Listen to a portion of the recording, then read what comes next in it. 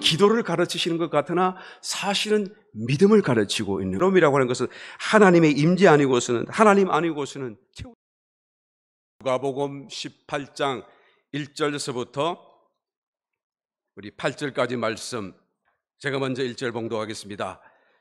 항상 기도하고 낭망치 말아야 될 것을 저희에게 비유로 하여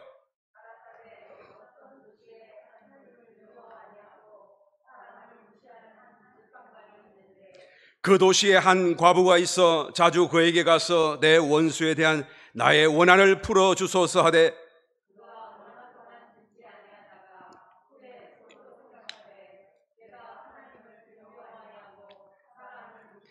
이 과부가 나를 번거롭게 하니 내가 그 원한을 풀어주리라. 그렇지 않으면 널 와서 나를 괴롭게 하리라 하였느니라.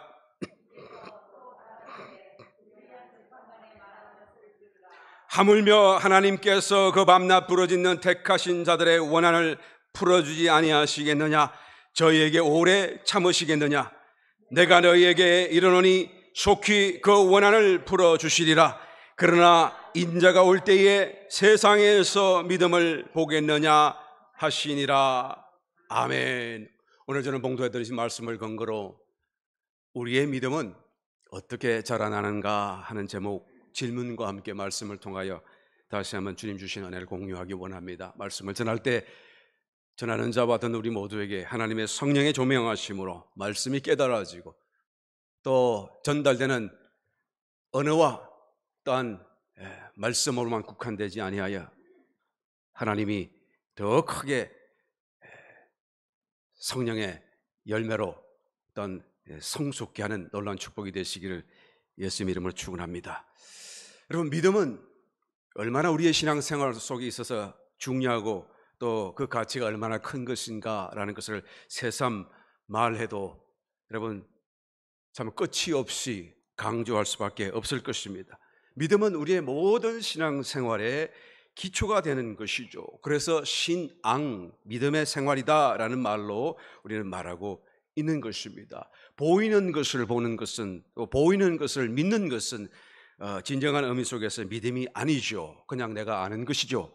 그러나 믿음이라고 하는 것은 보이지 않는 것을 믿을 때에 믿음이 되는 것입니다.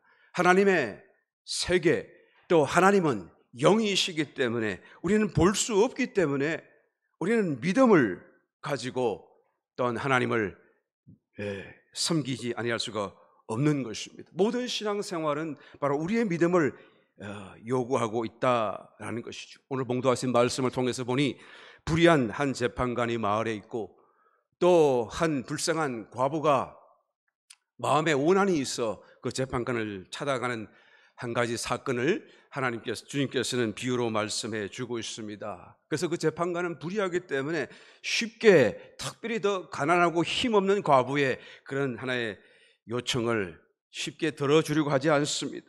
그런데 또 가고 또 말하고 또 간청하여 마침내 들어주지 아니할 수 없던 하나의 경우를 비유로 주님은 말씀하시면서 마치 우리의 기도가 이와 같이 끈질기고 우리의 기도가 이와 같이 참으로 지속되어야 된다라는 것을 말하는 것 같으나 왜요? 처음에 기도에 대한 말씀으로 이제 이 18장 1절이 시작되어졌기 때문에 그렇죠. 그러나 사실은 기도를 가르치시는 것 같으나 사실은 그 기도를 가능케 하는 끈질긴 기도, 포기하지 않도록 기도하게 하는 그 배경이 되는 믿음을 말씀하고 있다라는 것입니다. 그러므로 주님께서는 맨 마지막, 이 모든 비유의 맨 마지막 부분에 8절에 가서 이런 말씀을 하죠.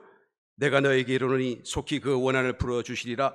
그러나 인자가 올 때에 세상에서 기도를 보겠느냐 하지 않고 믿음을 보겠느냐라고 말씀하는 거예요. 그러니까 기도를 가르치시는 것 같으나 사실은 믿음을 가르치고 있는 거예요. 어떤 믿음입니까?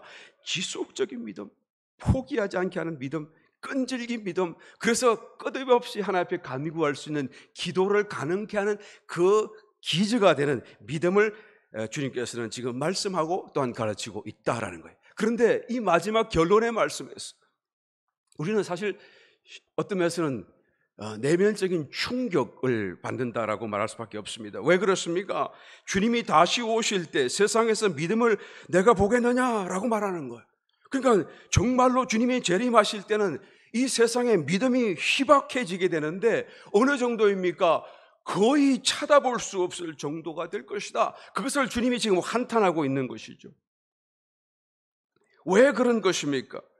재림이 가까이 올수록 어떤 변화가 일어나기 때문에 이런 엄청난 일이 일어나게 되는 것입니까? 우리는 잘 알지 못한다고 할지라도 주님의 비유 속에 재림의 때가 되게 되면 노아의 때와 같다라고 말씀하신 것을 두고 볼 때에 노아의 가족은 하나님 말씀을 붙잡고 방주를 지었고 방주 안에 뛰어 들어갔지만 그러나 정말로 홍수가 쏟아지고 온 세상이 물에 잠기는 그 순간에 방주의 문이 다 잠기고 정말로 세상과 분리되는 그 순간에 어프 빠져가는 그 순간에도 성경은 심지어 말합니다.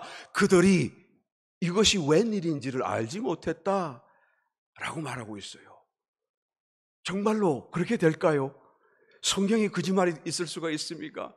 정말로 믿기지 않는 사건을 성경이 말하고 있고 믿을 수 없는 얘기를 주님이 지금 예언적으로 우리에게 말씀하고 있는 것을 보게 되는 것입니다. 재림의 때가 되게 되면 이와 같이 점점 믿음이 사라지고 믿기가 어려워지고 모든 환경이 믿는 것을 거부하게 만들고 믿는 자도 또한 회의와 의심과 동요와 흔들림 속에서 그 신앙조차 또한 지탱하기 어려워지게 될 것이다 라고 지금 말하고 있습니다.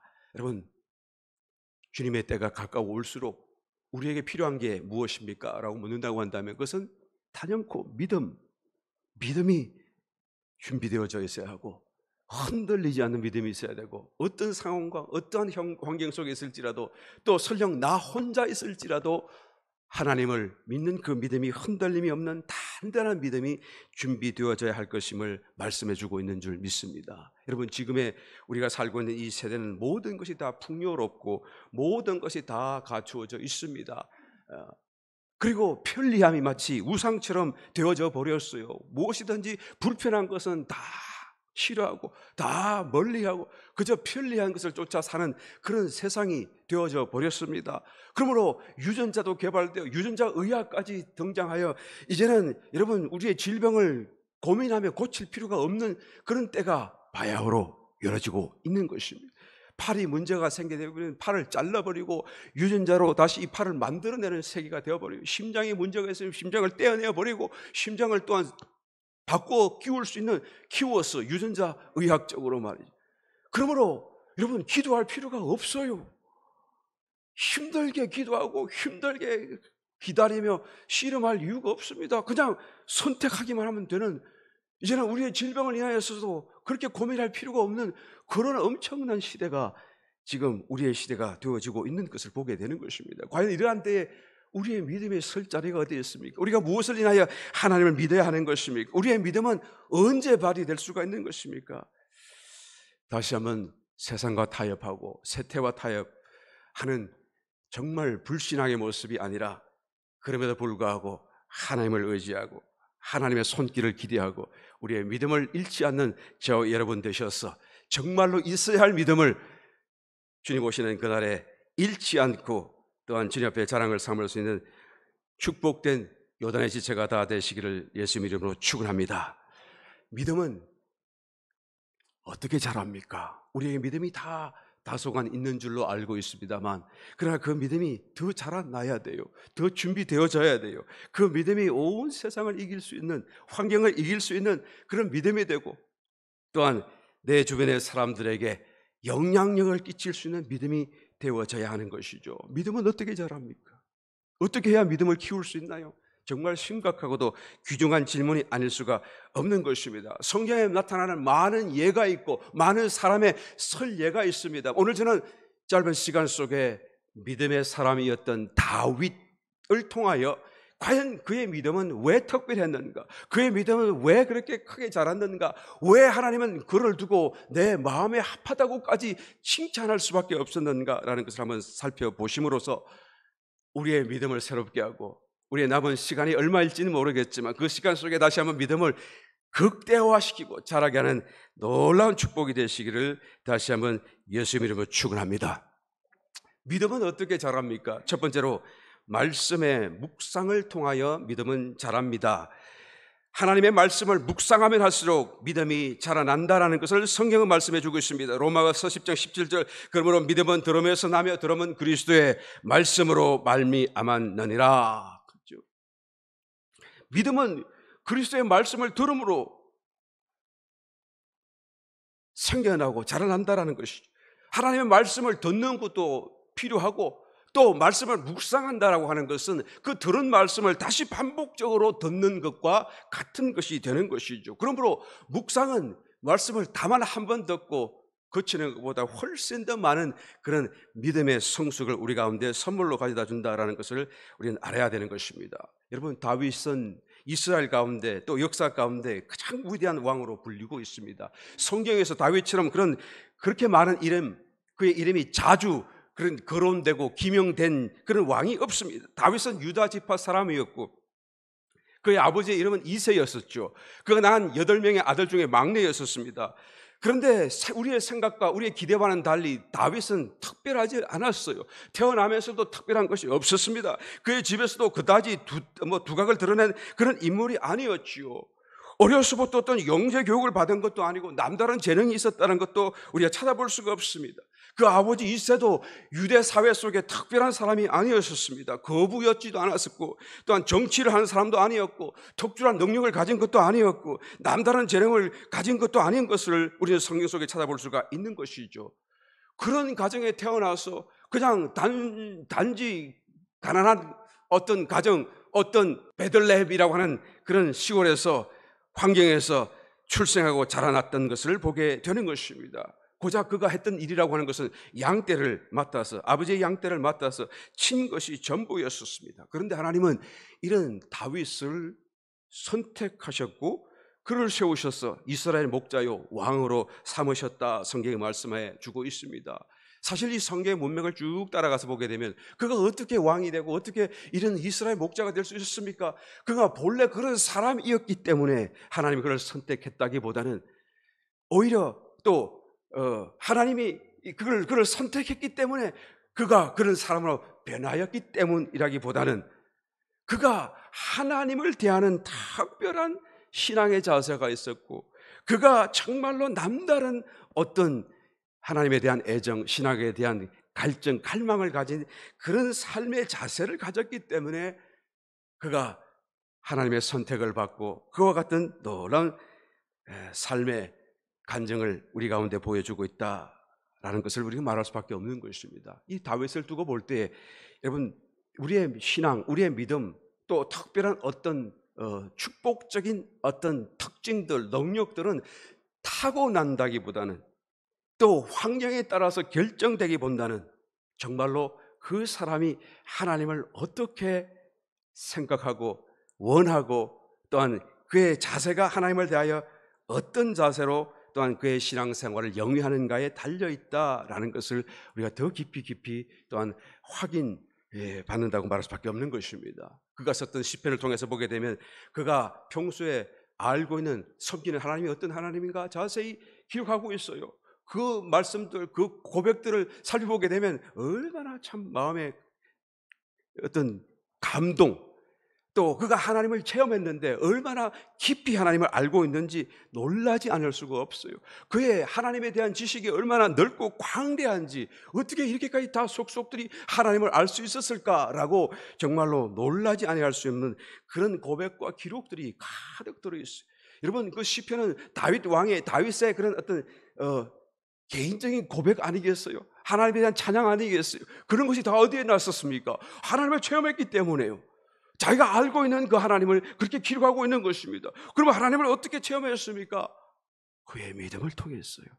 여러분 하나님을 우리가 체험하는 것은 우리가 믿는 만큼 체험받게 되어져 있습니다. 우리가 하나님을 믿지 않으면 결코 하나님을 체험할 수 없고 우리 하나님을 믿는 만큼 또한 우리에게 하나님 체험이 다가올 수밖에 없다라는 것이죠. 이런 다윗을 하나님은 심지어 사도행전 13장 22절에 그는 내 마음에 합한 사람이다 내 뜻을 다 이루게 하리라. A man after my own heart 라고 고백하고 있는 것을 볼 수가 있는 것입니다. 여러분, 이와 같은 칭찬, 이와 같은 하나님의 인정을 성경 인물 가운데 과연 누가 받습니까?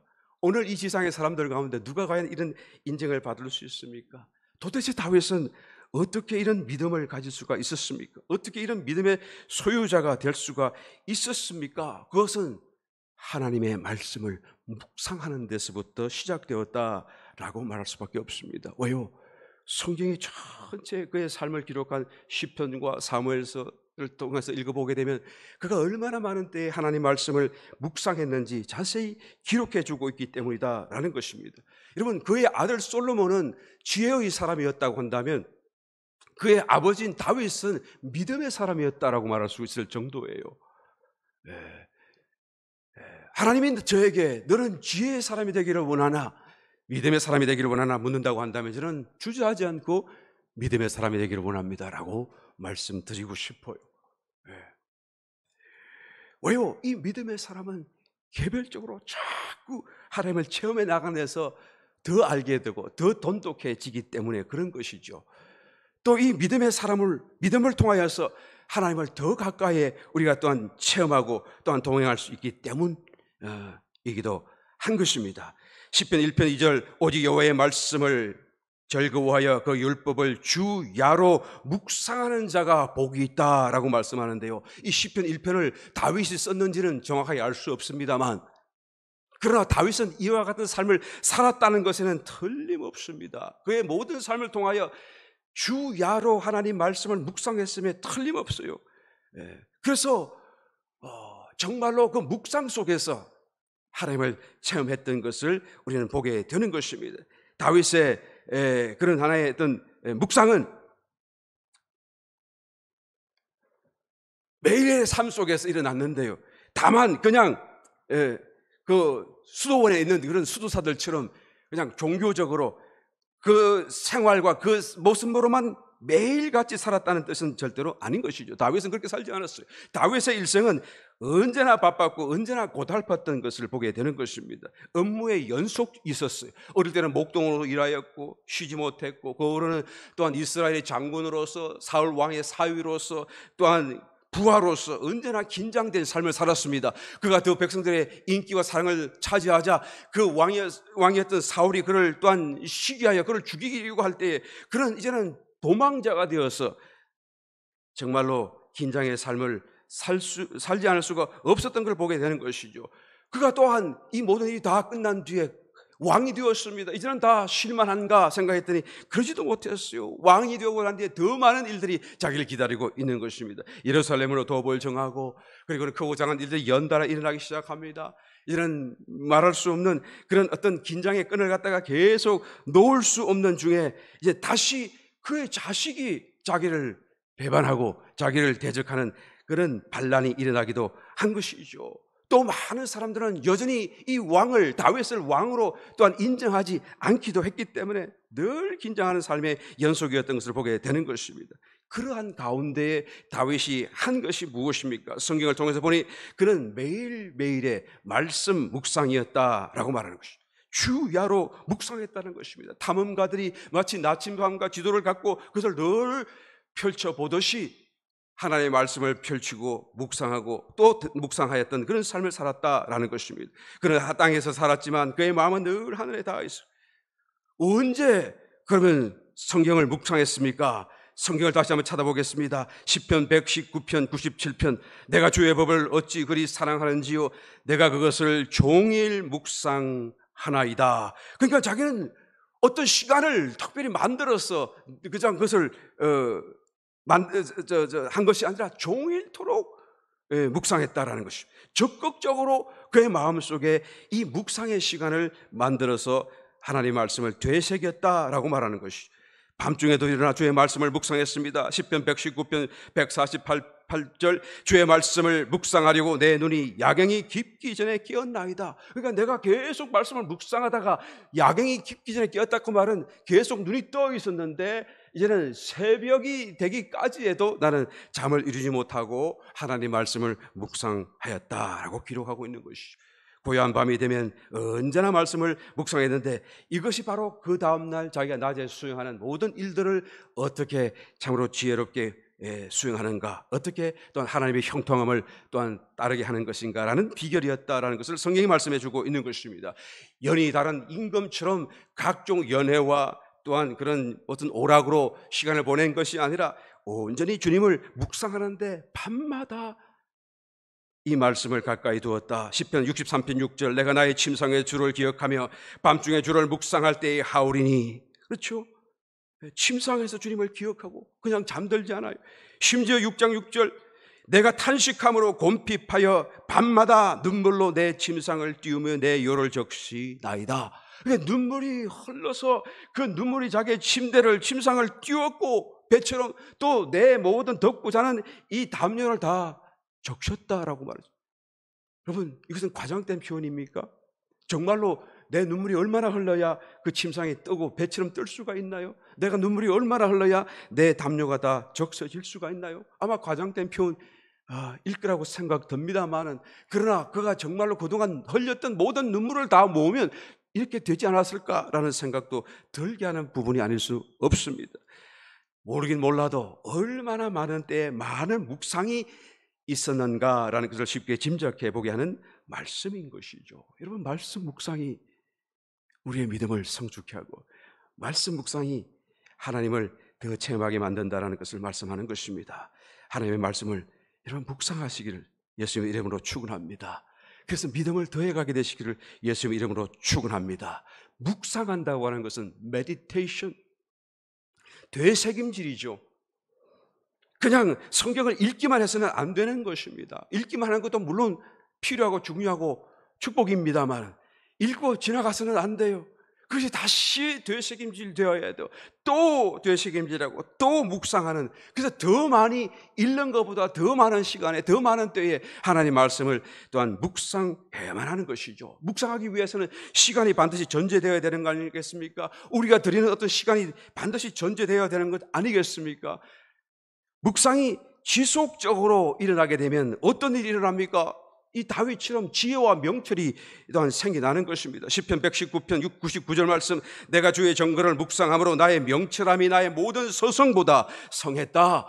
자기를 가르치는 서성보다도 말씀만 묵상하는데 지혜와 명철이 자꾸 쌓여져 가더라라는 것을 말하는 것이죠. 그가 싸우는 전쟁마다 승리하고 그가 별다른 내전의 어떤 상처도 없이 나라를 다, 이스라엘 기틀을 다 다지고, 그리고 백성들에게 뭐 특별한 인기도 있는 것이 아니었었음에도 불구하고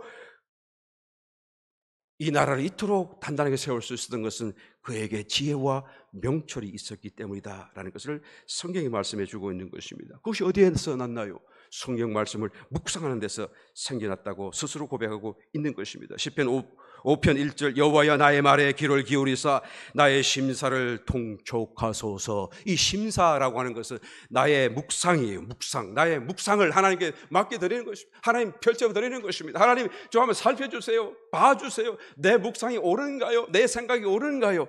그러니까 저절로 지혜가 생기라고 명철함이 주어지는 것입니다.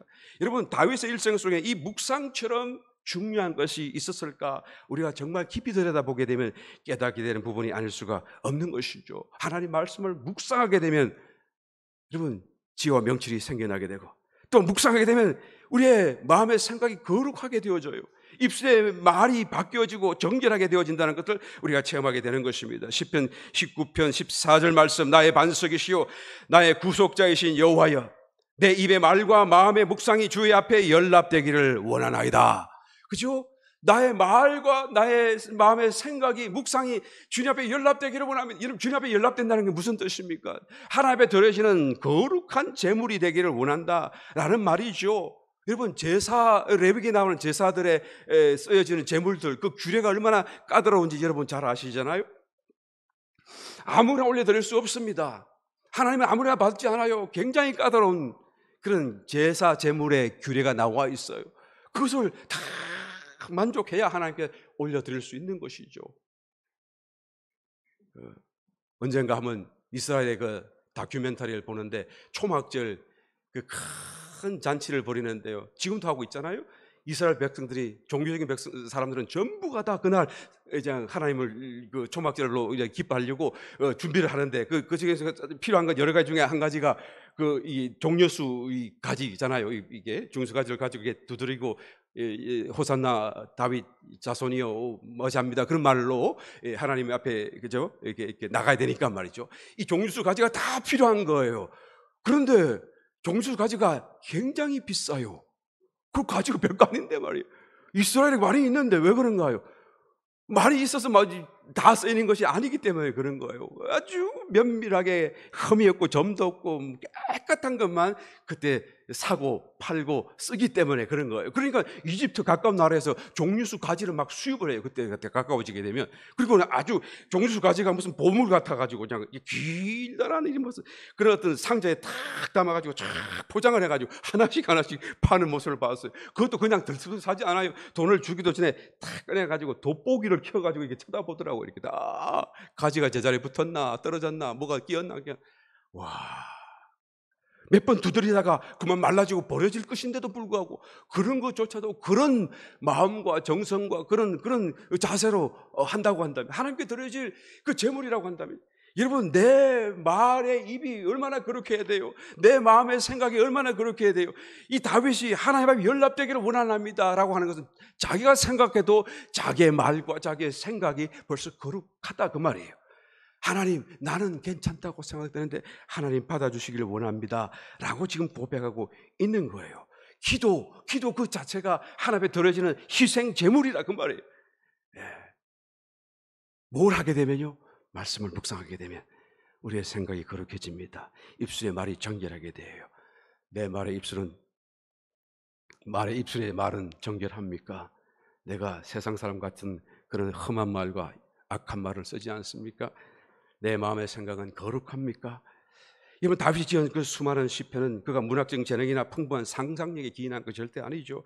날마다 주님을 묵상하고 또한 묵상한 결과로 형성된 그런 하나의 자기 자신의 개인적인 매우 주관적인 고백이다라는 것을 보게 되는 것입니다. 시편 45편 1절 내 마음에서 좋은 말이 넘쳐 왕에 대하여 지은 것을 말하니 내 혀는 필객의 붓과 같도다. 그러니까 막 그냥 필객의 붓과 같아서 내 마음의 생각이 막 쏟아져 나오는 거예요. 말씀을 묵상하니까. 그런 것을 내가 다른 사람에 말하게 되면 그게 간정이고 그게 전도고 그게 선교고 또 단상에서 그것을 좀 더 조리 있게 잘 이렇게 말씀을 전하면 그게 설교가 되는 거예요. 할렐루야. 우리가 간정을 위하여 전도를 위하여 특별한 기술을 배울 필요가 없어요. 사실은 이것이 나에게 없기 때문에 전도 못하는 것이. 하나님 말씀을 더 깊이 묵상할 수 있는 저와 여러분 되시기를 예수님 이름으로 축원합니다. 여러분 성경에서 이 묵상이라는 단어를 찾아보게 되게 되면 전체적으로 22분만 딱 나오는데 18번 놀라지 마세요. 18번이나 다윗의 시편에 나와요. 얼마나 묵상이 그의 삶에 깊은 자리를 차지하고 있는지 여러분 이 시간 다시 한번 깊이 인상받게 되시고 우리의 삶이 묵상으로 새로워지게 되시기를 예수님 축원합니다. 두 번째로 이 다윗은 어떻게 해서 그 믿음이 그토록 특별하고 잘할 수 있었습니까? 기도했어요. 그런데 그 기도가 그냥 기도가 아니라 습관적으로 기도하는 생활화된 기도 속에 살았다라는 것을 볼 수가 있는 것입니다. 여러분 단순히 기도한다는 것과 기도가 습관이 되고 생활이 된다는 것은 다른 의미이죠. 다윗의 믿음은 이와 같은 말씀 첫 번째가 말씀 묵상이었다고 한다면 그 다음으로는 기도 생활이 있었기 때문이다. 언제나 기도했다라고 지금 성경이 말씀해 주고 있습니다. 그런 말씀을 묵상하는 것과 더불어서 기도에 사실은 모든 것을 드린 사람이다라고 말을 해도 과언이 아닌 것이죠. 시편 전체가 기도잖아요. 찬양이면서 기도잖아요. 다윗은 하루에 3번 주님께 기도했다고 시편에서 기록하고 있습니다. 55편 11절 말씀 저녁과 아침과 정오에 내가 근심하여 탄식하리니 여호와께서 내 소리를 들으시리로다. 다윗은 하나님 앞에 3번 기도했다라고 말해요. 나는 한 번 하기도 힘든데 이런 걸 볼 때마다 마음에 찔림이 돼요. 하나님 불쌍히 보아 주옵소서. 아침에 막 일어나서 기도하는 걸 잊어버리고 밤잘 때 아하 내가 오늘 기도 못했구나 하는 생각이 들 때 하나님 다윗의 반의 반도 못 쫓아갑니다. 공의에 여기서 여러분 3번 기도했대요. 그리고 그 기도를 또한 하나님 앞에 부러지셨다고 또한 말하고 있습니다. 55편 1절 하나님이여 내 기도에 귀를 기울이시고 내가 간구할 때에 숨지 마소서. 88편 2절 나의 기도로 주의 앞에 상달되게 하시고 주의 귀를 나의 부르짖음에 기울이소서. 이건 무슨 말씀입니까? 나의 기도 제목은 둘째치고 기도의 내용은 다음에 차치하고서라도 내 기도를 하나님 들어주시기를 원합니다. 내 기도에 숨지 마시기를 하나님 먼저 기도합니다. 그러니까 기도하는 것을 위하여 기도하고 있어요. 기도하는 것이 자기의 기도의 첫 번째 또한 기도의 제목이 되고 있는 것을 보게 되는 것이죠.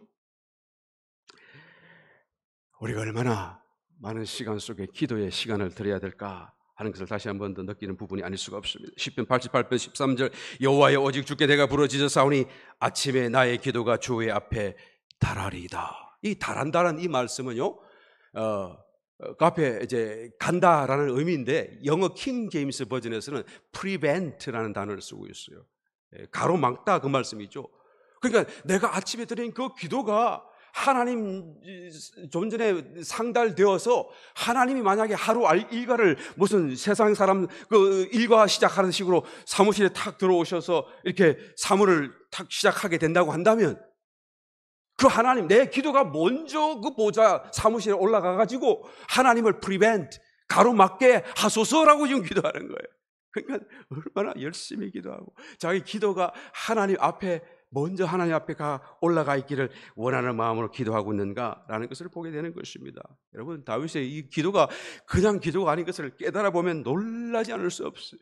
그렇다고 해서 뭐 특별한 때에 그냥 문제가 있어서 한두 번 기도하고 만 것이 아니죠.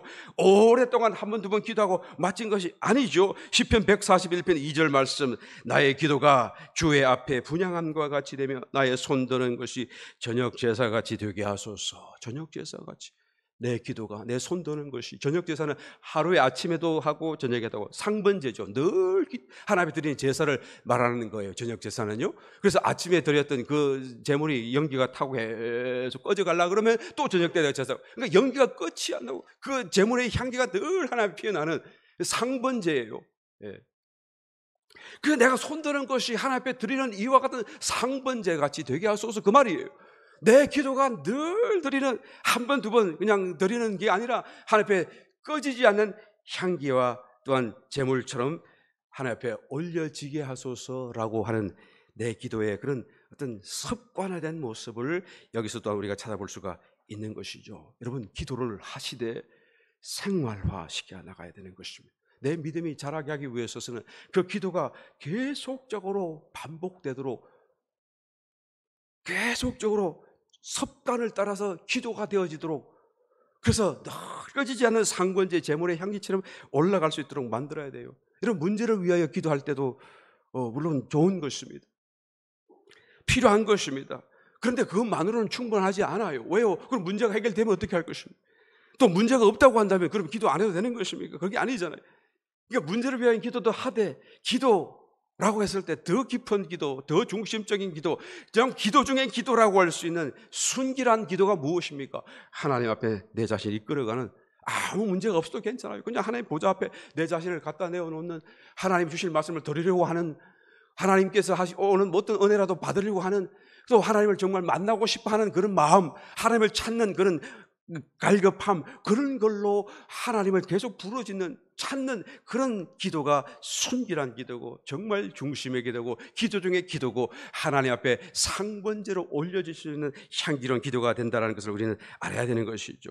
그러니까 순결한 기도는 우리가 첫 번째로 기도만 해가 잘 안 돼요. 말씀을 묵상해야 돼요. 말씀을 묵상하면 저절로 기도가 나와요. 주기도문을 깊이 묵상하게 되면 하나님의 나라가 임하옵시고 라고 하다 보면 내가 하나님을 왕으로 나를 모시지 않고 살고 있구나라는 걸 느끼잖아요. 그럼 저절로 회개가 나와요. 하나님 불쌍히 보소서. 내가 다른 사람에게 내 죄를 용서하는 것처럼 내 죄를 용서해달라고 기도할 때 내가 죄를 용서해달라고만 기도하지 나에게 조금이라도 잘못하고 내 마음을 조금이라도 상하게 하는 사람을 내가 용서하지 못하는 이런 사람이 그걸 내가 묵상을 하다 보면 알게 되어져요. 그러면 저절로 기도가 나와요. 하나님 죄인을 긍휼히 여기소서. 그렇잖아요. 그러니까 말씀 묵상과 이 상번제 기도가 연결되어져 있는 것입니다. 그런데 말씀 묵상하지 못할 때가 있잖아요. 일을 보게 되고 일을 해야 되고 그럼 어떻게 해야 되는 것입니까? 그럴 때는 저절로 내가 습관적으로 주님을 생각하고 반응할 수 있도록 이 기도의 삶과 태도가 내 생활 속에 습관이 되어질수록, 생활이 되어질수록 만들어 가야 돼요. 툭 찌르면 어이구 주님 말이 나올 수 있도록 말이에요. 습관적으로라도 만나면 할렐루야 말이 저절로 나올 수 있도록. 어떤 사람은 할렐루야 그러니까 당황해하더라고. 심지어는 목사님도 할렐루야 하니까 멋쩍어하더라고. 내가 오히려 더 멋쩍어지더라니까. 나는 내가 지금 뭐 그렇게 신앙이 좋고 믿음이 좋아서 뭐 자랑하려는 게 아니라 한 번이라도 더 하나님을 생각하려고 그러고, 그리고 한 번이라도 그 말로 또 그냥 그죠? 우리가 이 신앙적인 대화를 시작하고 하나님의 영광을 올려드리기 위해서 그런 말을 습관하고 있는데요. 습관을 쉽게 나가야 되는 것입니다. 연습을 해서 하나님을 찾는 습관이 형성되지 않고서는 우리의 자연스러운 습관은 절대로 결코 하나님을 스스로 찾는 법이 없기 때문에 그런 것입니다. 왜 하나님을 찾지 않나요? 습관이 없기 때문에. 여러분, 신앙생활은 기본적으로 습관의 싸움입니다. 예배 참석하는 것도 습관이에요. 성경 보는 것도 습관적으로, 헌금하는 것도, 전도하는 것도, 친교하는 것도 습관이 되어 있는 사람은 저절로 되죠. 아깝지가 않아요. 그런 시간이 쓸데없다고 생각이 들지 않아요. 찬송 부르는 것도 기쁜 때만 찬송이 나오는 거 아니라 슬플 때도 찬송이 그냥 나오는 거, 습관이 되어져 있다는 것을 말하는 것이죠. 모든 것이 다 습관에서 시작되는 것입니다. 물론 습관적으로만 해서는 안 될 일들이 있겠지만, 그러나 그것이 습관이 체질화되지 않고서는 이런 일들을 반복적으로 지속적으로 할 수 없는 일들이라는 것을 우리는 알아야 되는 것이죠. 좋은 습관, 영적인 습관, 거룩한 습관이 얼마나 필요하고 좋은 일인지 모르는 것입니다. 이것을 만들어 가야 돼요. 예배를 어떤 사람은 시작하기만 하면 잠을 자는 사람이 있어요. 우리 교회는 그런 분 없어요. 옛날 한국에 있을 때 딱 잠자기 좋은 자리를 딱 찾아, 또 들어오자마자 그래서 기둥 뒤에 가서 딱 잘 안 보여, 눈이 안 마주치는 데다가 딱 앉아가지고 한 것이 이렇게 한 번씩 내 왔다라고 이렇게 얘기하고 딱 앉아요. 그리고는 말씀이 딱 스타트되면 기가 막히게 잠이 탁 떨어져요. 어떻게 그렇게 시간을 맞춰서 딱 잠이 떨어져? 또 말씀이 딱 끝나면 기가 막히게 눈을 딱 떠요. 어떻게 그렇게 잠을 딱 깨는지. 여러분, 이거 다 습관이에요. 사실 여러분, 습관이에요. 잘못된 습관인 것이죠. 예수님을 믿고 구원받은 뒤에도 남을 험담하고 부정적으로 생각하고 남을 흉보기 좋아하고 불평하고 이런 모든 게 다 습관 문제예요.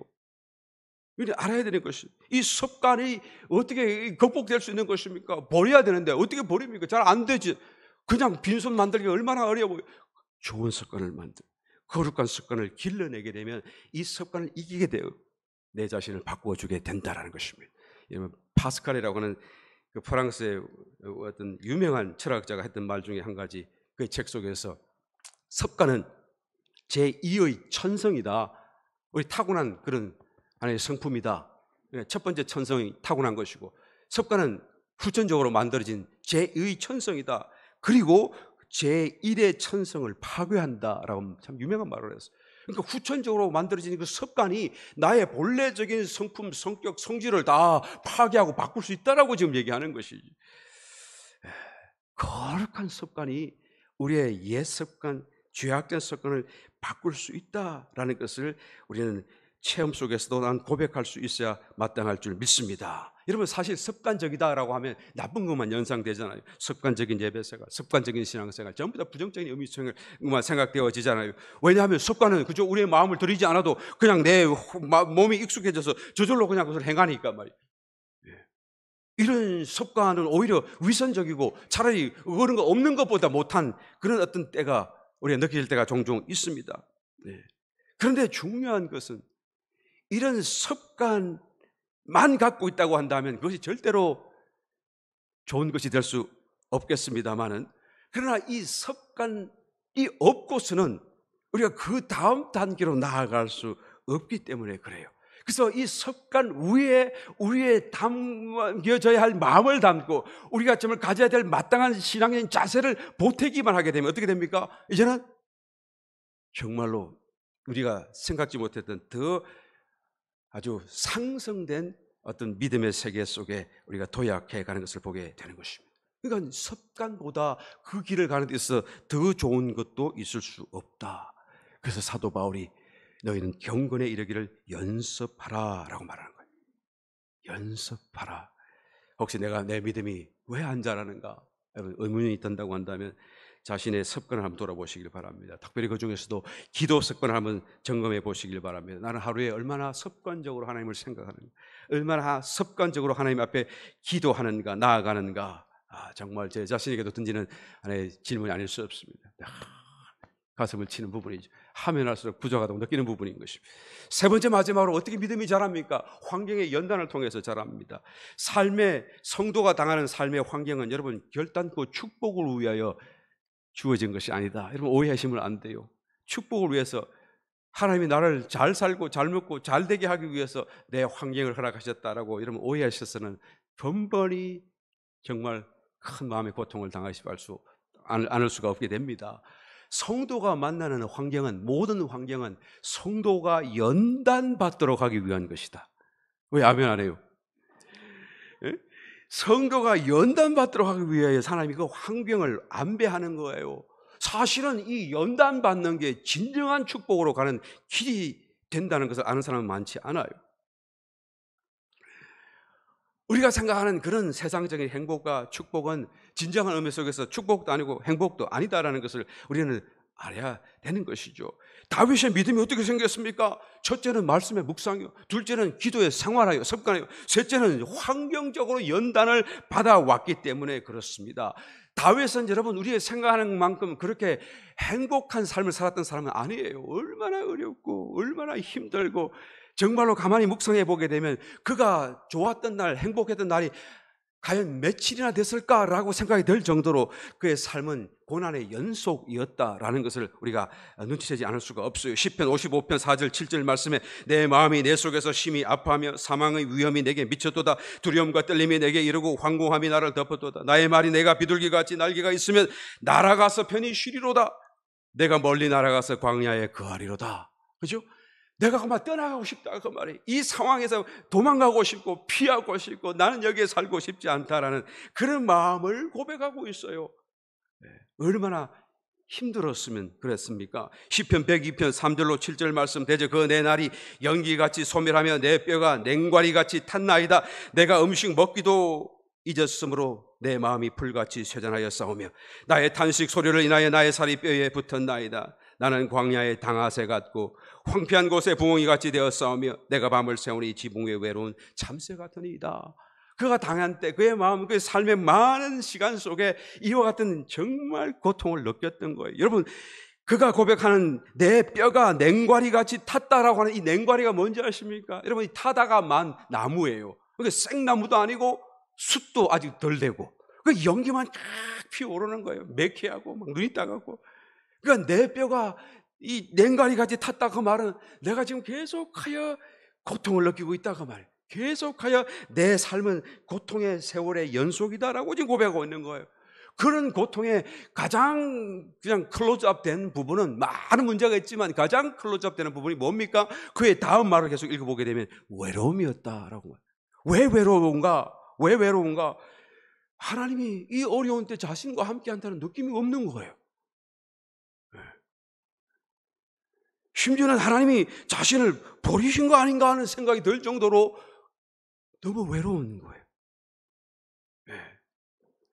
여러분, 광야의 당아새, 그 당아새가 어떻게 생각하지 안 해도 괜찮아요. 거기 있는 장소가 광야였고요. 그 다음에 부엉이 뭐 어떤지 몰라도 괜찮아요. 거기 있는 곳이 황폐한 곳이었고 지붕 위에 외로운 한 마리 참새 같은 그런 외로움을 그렇게 깊이 느꼈던 거예요. 여러분, 이 외로움이라고 하는 이 고통은 다른 일반적인 고통과 많이 다릅니다. 다른 일반적인 고통은 요즘 물질이 부족해서 느끼는 고통, 물질이 생겨나면 회복이 되잖아요, 금방. 또 다른 어떤 육신이 면역력이 약해서 병이 생기면 병이 고쳐지면 괜찮았잖아요. 그런데 이 외로움이라고 하는 것은 병이 없는데, 건강한데도 불구하고, 물질적으로 부족하지 않은데도 불구하고, 심지어는 많은 사람이 내 주변에 있는데도 불구하고 군중 속에서도 고독감을 느끼는, 정말 어찌할 수 없는 것이 바로 이 외로움이라고 하는 문제 아니겠어요? 왜 그럴까요? 성도가 느끼는 외로움이라고 하는 것은 여러분 세상의 그 어떤 것으로 더더군다나 채워질 수 없어요. 오히려 그것을 하면 할수록 더 외로움을 느끼게 되죠. 왜 그런가요? 그 영이 그 마음속에 지금 하나님을 모셔드리기를 원하기 때문에 그런 것입니다. 이 외로움, 성도의 외로움이라고 하는 것은 하나님의 임재 아니고서는, 하나님 아니고서는 채워질 수가 없는 거예요. 이게 정말 깊은 외로움이고 정말 아픔이고 문제 중에 문제가 아닐 수 없죠. 더더군다나 하나님 나를 떠나신 것 같고 내가 정말 필요한데 하나님이 안 계신 것 같아, 심지어 하나님 나를 버리신 거 아닌가 하는 생각이 드는 그런 고통, 그런 고독감, 떨어진 느낌, 외로움이라고 하는 것은 여러분 하나님이 오셔야 해결되어져요. 어떤 말로도 안 돼. 네. 하나님 오시면 그냥 해결될 건데 문제는 여러분 안 오시면 어떻게 하냐 그 말이에요. 오지 않는 그 기간이 많으면 많을수록 나는 어떻게 해야 되느냐라는 것을 우리는 질문하지 않을 수가 없는 것입니다. 그런데 다윗은 놀랍게도 이런 상황 속에서 갑자기 이 말씀 다음에 갑자기 태도를 바꾸어서 하나님을 찬양하고 하나님 이름을 높이고 오히려 기뻐하는 사람처럼 그의 심정을 고백하고 있는 모습을 보게 됩니다. 시편 102편 12절 말씀, 여호와여 주는 영원히 계시고 주의 기념 이름은 영원히 대대에 이르게 될 것입니다 라고 말을 하면서 쭉 하나님에 대한 이름을 칭송하고 영광 올려드리고 하나님을 바라보는, 그러니까 이 다윗이 결정적으로 우리의 마음속에 문제가 있고 삶의 환경에 연단이 다가오고 또 가장 큰 괴로움, 외로움 이런 것으로 내 마음이 어찌하지 못하는 절망의 날에 있다고 한다면 무엇을 해야 되는지를 말씀해주고 가르쳐주고 있는 거예요. 무엇입니까? 내가 하나님과의 관계로 회복해야 된다 그 말. 하나님에 대해서 내가 다른 생각을 가져야 되고 다른 자세를 가져야 된다라는 것을 말해주고 있는 것이죠. 그것이 바로 유일한 그 절망에서, 그 문제에서, 환경적인 연단 속에서 헤어날 수 있고 이길 수 있는 길이다라는 것을 역설적으로 지금 말씀해 주고 있어요. 다윗이 돌이킬 수 있었고 회복할 수 있었던 것은 하나님에 대한 새로운 인식, 새로운 이해로 시작되었다는 것을 그 다음 구절을 쭉 따라서 읽어보게 되면 우리가 알아볼 수가 있다라는 거예요. 하나님이 비록 내 마음을 만져주지 않을지라도, 하나님 비록 내 기도에 응답해 당장 해주지 않을지라도 하나님은 영원히 계시고 나의 문제는 일순간일 뿐이다. 사람의 생이 얼마나 길다고 할지라도 그것은 영원하신 하나님 앞에서 순식간에 찰나정안에 사라질 먼지요 흙보다도 못하다라는 생각을 갖고 하나님 앞에 이 모든 불평, 불만 그런 것을 불신을 다 내려놓고 하나님 이름을 높이고 그분이 나의 하나님이고 그 하나님이 언젠가는 나라를 회복시키고 세상을 회복하고 하나님의 나라를 세우실 것이다. 하나님 이름은 대대로 이루실 것입니다 라고 지금 고백하는 모습이에요. 이 다윗의 전화는 너무나 중요한 하나의 어떤 신앙적인 원리와 원칙을 또 체험적으로 우리 가운데 말씀해 주고 있다는 것입니다. 여러분 하나님은 우리의 기도를 들으십니다. 믿으시면 아멘. 하나님은 모든 성도의 기도에 응답하셔요. 그런데 문제는 즉각 응답하지 않으실 때가 더 많다라는 거예요. 그럴 때마다 우리는 하나님을 의심하고 불평하고 또한 우리의 신앙을 떨어뜨리도록 우리는 방치하지는 않는가라는 것입니다. 여러분 하나님은 우리의 기도를 응답하시되 하나님의 방법대로 응답하셔요. 왜 하나님의 방법대로 하나님의 때에 응답하십니까? 그것은 우리가 원하는 그것을 주시려고 하는 것이 아니라 하나님이 원하시는 것을 우리에게 주시려고 하시기 때문에 그래요. 하나님이 원하시는 것은 여러분 우리가 원하는 그 어떤 모습이 아니라 우리의 존재적인 변화예요. 그래서 아예 완전히 이제는 더 이상 이런 걸로 시시하게 기도하고 말고 울고불고 할 것도 없이 영원히 하나님의 축복 속에 살아갈 수 있는 그런 존재적인 변화를 하나님이 생각하시고 주시기를 원하시기 때문에 그런 것입니다. 우리가 왜 하나님을 원망합니까?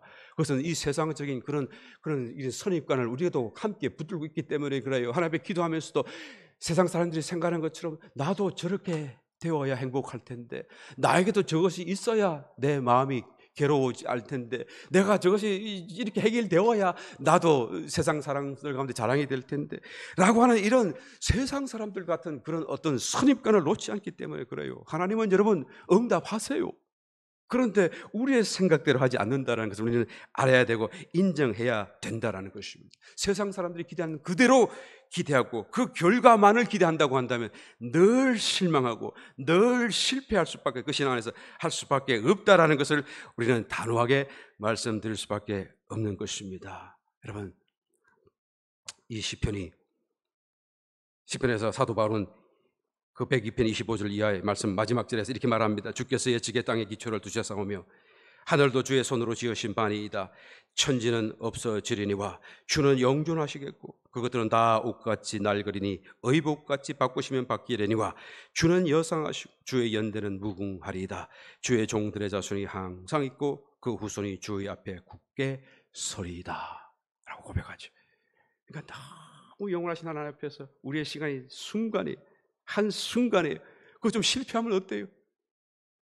내가 원하는 게 좀 받지 못하면 어때요? 그걸로 인하여서 하나님을 원망하고 불평하고 내 마음에 이런 원망을 그대로 받아들인다고 한다면 그 얼마나 큰 손실이고 바보 같은 그런 하나의 모습이 되지 않을 수가 없는 것입니다. 오히려 다윗같이 영원한 앞에서 하나님 아니하실지라도 그리 아니하실지라도 내가 하나님을 찬양합니다. 하나님이 나의 하나님이신 것을 내가 기뻐합니다. 하나님 나를 긍휼히 보아주옵소서. 여러분, 이 환난을 통하여 다윗이 얼마나 깊이 연단되었는지요. 그 믿음이 그렇게 높여졌는데 그런 그 환난의 유익이 무언가를 결론적으로 또한 시편에 고백하고 있는 것을 우리 찾아볼 수가 있어요. 그 환난이 그러면 뭐가 유익했는가? 119편 67절 고난 당하기 전에는 내가 그릇 행하였더니 이제는 주의 말씀을 지키나이다. 119편 71절 고난 당한 것이 내게 유익이라 이로 인하여 내가 주의 율례를 배우게 되었나이다. 율례, 하나님의 법령, 하나님의 계명, 하나님의 규례, 시간과 공간의 어떤 제한, 어떤 한계. 그러니까 이렇게 가다 보면 탁 부딪혀. 이제는 아는 거예요. 하나님이 말씀 안 해도 아는 거예요. 그리고 하나님이 나와 함께 하는 걸 내가 아는 거예요.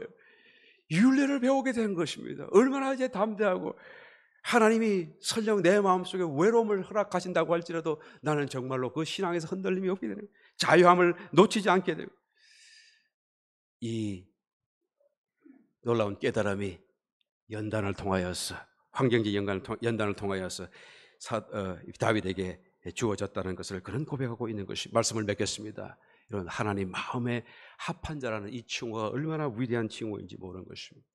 저와 여러분 다시 한번 더 이 마지막 때 주님의 그 한탄하신 말씀 믿음을 내가 어디서 보겠느냐? 우리는 이 말씀에 또한 하나님 저에게 주여 이 믿음이 있습니다 보여드릴 수 있는 준비된 자 놀라운 하나님의 축복자가 되시기를 예수님 이름으로 축원드립니다. 우리 말씀을 생각하시면서 우리 합심으로 통성으로 한번 기도하겠습니다. 사시우로 가신 아버지 하나님, 이 한 시간에 주님을 사모하여 또 주님 전을 찾아다니는 복된 성도들마다마다 이 시간 만나 주시옵시고 말씀하여 주옵소서.